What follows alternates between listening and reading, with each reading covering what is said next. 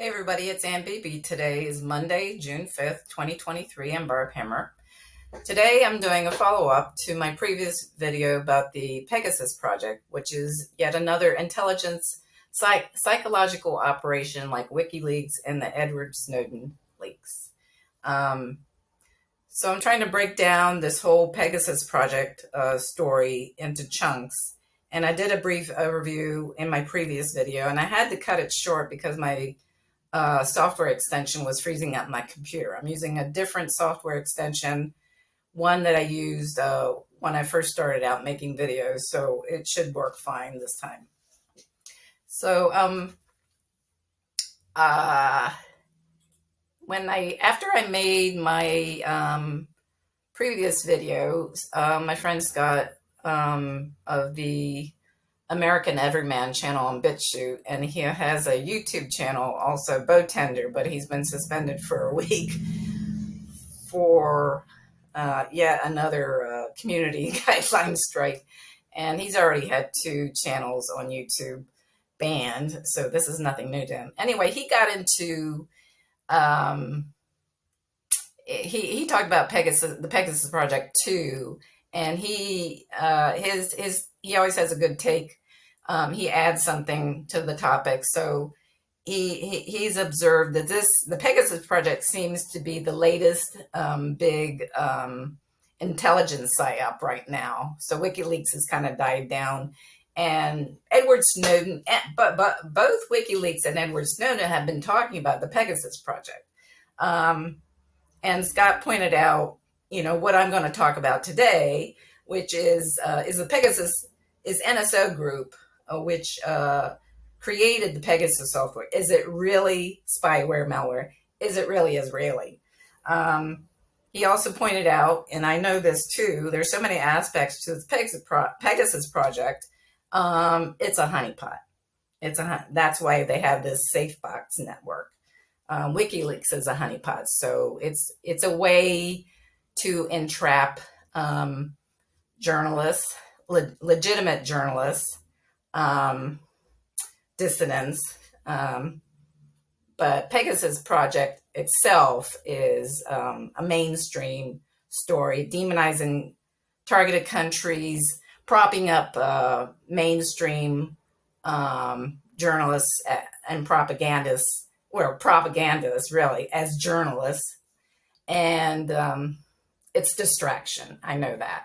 So I'm going to get into this distraction of Pegasus Project. Is it Israeli? And the problem with the thing that gets me upset the most is when mainstream stories are repeated in supposedly alternative media. So you have these professional journalists in alternative media, and they often, especially in the cases of intel psyops like Pegasus Project and WikiLeaks and Edward Snowden, they will repeat the same things that the mainstream is saying. So how are they alternative? Why does it take somebody like me or Scott, ordinary people who know how to do basic research, and dig in and find out what the truth is? It's kind of sad, and I got suspended from Twitter for questioning this Pegasus Project. There was a smear campaign led against me. I was mass reported by a supposedly trusted account on Twitter, which used to be a mutual, used to follow each other. And so alternative figures are trying to censor the truth about this. The other thing is that business doesn't necessarily have a national identity. Now, I know this from living as an American with dual citizenship in Canada, that I will often hear Canadians say, oh, that's a U.S. corporation, so that's bad. Well, Canadian corporations aren't necessarily great. And a lot of times people in Canada will say, oh, that's a U.S. corporation, when it's not. I've had to point out these things to people here. So they just sort of say, oh, U.S. bad. And the same thing is done in the U.S. and the West. Oh, Israel bad. Yeah, Israel is bad. but that doesn't make the U.S. good. Um, so Israel, sometimes I joke that Israel and the U.S. kind of take turns being, being the whipping boy or whatever in situations. In the Middle East, people will blame the U.S., U.S., U.S., but there are other players, especially Israel in the Middle East, that are not um, acting in good faith, to say the least. But this blaming Israel, it gets ridiculous. So in the 9/11 Truth movement, you have a lot of people say, "Oh, Israel did it." Well, there were a lot of players in the 9/11 terrorist attacks. So blaming Israel is just Israel, or blaming just Israel, I should say, is distraction, and that's the same situation here. Um, is NSO Group Israeli?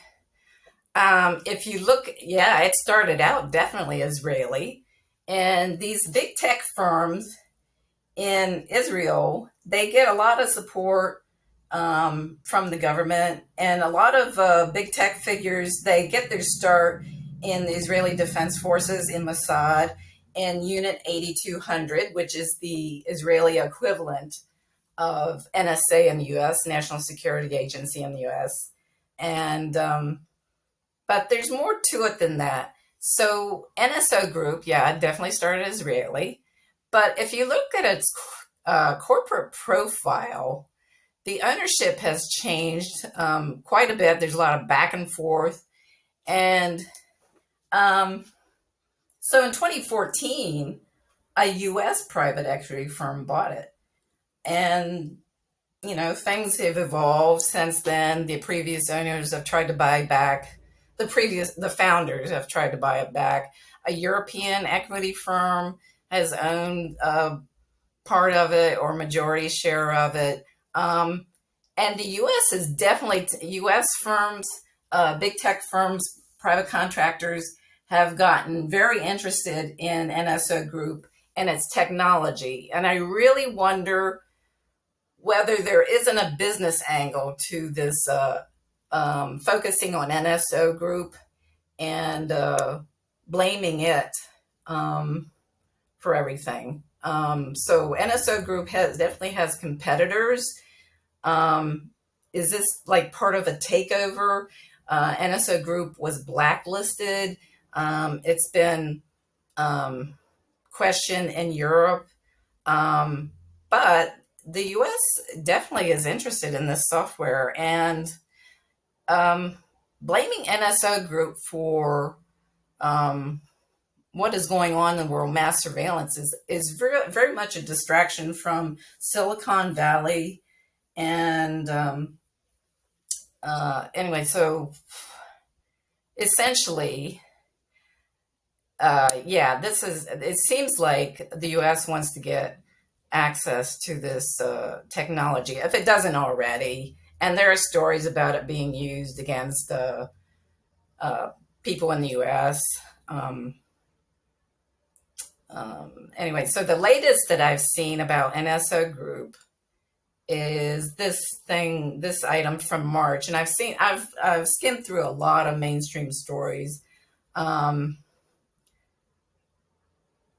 so there have been legal fights over this. NSO Group has been sued. So I have a feeling that the value of the company has dropped dramatically. They've had to lay off a lot of employees, like most of their employees, really. And so there's been this fight between the NSO Group and this U.S. firm Trio, which had a majority stake in this Israeli firm. So I think that's essentially it. That NSO Group, Israeli, no, not really. So this is yet another distraction. And it's just a shame that all of the media is repeating this and trying to put a national identity to NSO Group and the Pegasus software, malware, spyware. Um, the blaming Israel, uh, aspect in alternative media gets ridiculous. Blaming, they've also tried to blame Israel for COVID. So blaming Israel, I was accused of protecting Israel. I am not protecting Israel. I'm just saying this is yet another distraction from the West, what the West does, especially the US, what the US does. So blaming Israel is a false narrative, and it's just a shame that the mainstream is doing. I mean, alternative. It's a shame, the mainstream media, yeah, they're liars. But so the alternative media now. So you really have to question stories even in the alternative media now, not just the mainstream. Anyway, I guess that's it. So short and sweet. That's just another aspect. NSO Group, Pegasus Project. It's not about Israel. And I talked about that in my previous video about it's to demonize targeted countries, blaming governments, when the biggest issues about this privatized mass surveillance and propping up mainstream figures, propagandists as legitimate persecuted journalists, portraying dissidents, actually regime change assets as dissidents. So Pegasus Project, it's not what you hear even in the alternative media. Anyway, I guess that's it for now. So thanks for listening. There'll be more to come. And talk to you again soon. Bye.